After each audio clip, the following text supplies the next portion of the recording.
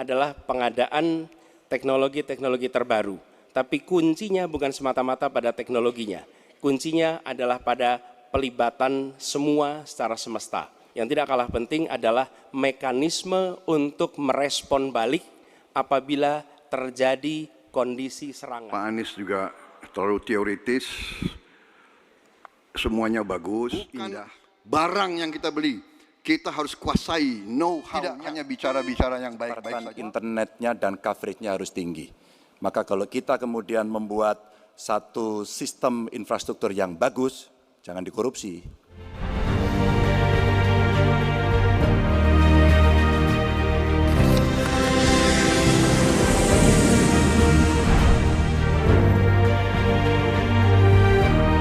Ini adalah salah satu ancaman non-tradisional yang makin hari makin nyata dirasakan di Indonesia.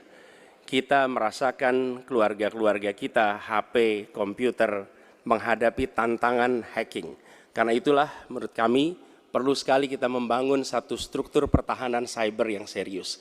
Dan ini tidak cukup dengan memberikan tugas pada sekelompok orang. Satu adalah dengan membangun satu sistem yang komprehensif, perencanaan komprehensif yang melibatkan seluruh lembaga termasuk komponen masyarakat. Yang kedua adalah pengadaan teknologi-teknologi terbaru. Tapi kuncinya bukan semata-mata pada teknologinya. Kuncinya adalah pada pelibatan semua secara semesta. Yang ketiga, yang tidak kalah penting adalah mekanisme untuk merespon balik apabila terjadi kondisi serangan. Sehingga bisa memiliki kecepatan untuk recover, kecepatan untuk kembali dalam sistem ketika terjadi serangan-serangan cyber itu. Jadi menyusun ini, satu adalah melibatkan secara komprehensif, yang kedua menggunakan teknologi terbaru, yang ketiga sistem recovery yang cepat. Ya, saya berpandangan Pak Anies juga terlalu teoritis, semuanya bagus, indah, tetapi yang nyata tentang masalah AI, cyber, teknologi tinggi dan sebagainya adalah sumber daya manusianya, awaknya. Saya begitu jadi menteri, saya membentuk 4 fakultas baru di bidang science, teknologi, engineering, dan mathematics. Kita menyiapkan putra-putri kita terbaik untuk menguasai teknologi, untuk menguasai science, untuk menguasai artificial intelligence, untuk menguasai cyber. Bukan barang yang kita beli, kita harus kuasai know-how-nya, kita harus kuasai sistem yang harus kita pegang. Dan menurut saya itu adalah inti daripada masalah. Tidak hanya bicara-bicara yang baik-baik saja. Waktu sudah pertama kita mesti menguatkan BSSN. Dan kita penting untuk membuat security system yang baik. Bahkan selain membangun SDM dan infrastruktur yang baik, maka kecepatan internetnya dan coveragenya harus tinggi.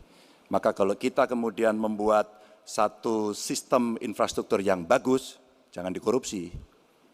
Ini yang kemudian jadi persoalan. Maka tidak pernah selesai.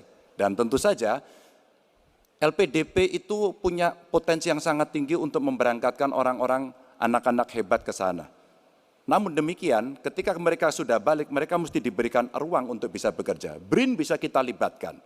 Ya, mereka bisa membuat kolaborasi yang sangat bagus. Bahkan kemudian pengamanan di kepolisian, saya kira perlu cyber institution yang dipimpin oleh Jenderal Bintang 3. Dan kita perlu duta besar cyber. Memang benar, membangun sistem itu salah satunya. Satu adalah perangkat lunak, satu adalah perangkat kerasnya. Dan itu salah satunya adalah seperti disampaikan terkait dengan sumber daya manusia. Persoalannya kalau tadi disebut ada yang teoritis, ada yang kedua tidak dilaksanakan. Jadi selama 5 tahun ini apa yang dikerjakan dalam mempertahankan sistem cyber kita? Mohon tenang. Justru di situ letak problemnya. Jadi ketika anggaran yang begitu besar dialokasikan justru bukan untuk mempertahankan yang hari ini menjadi serangan paling modern yang terjadi. Ini adalah ancaman yang paling nyata dan dirasakan di seluruh keluarga, bukan hanya di sektor pemerintahan. Karena itu menurut kami, langkahnya investasi jangka panjang boleh, tapi manfaatnya itu baru dirasakan bisa 5 tahun, 10 tahun yang akan datang. Pertanyaannya hari ini dan kemarin apa? Dan itulah yang menjadi fokus kita. Segera siapkan sistemnya, segera siapkan orangnya, segera siapkan langkahnya.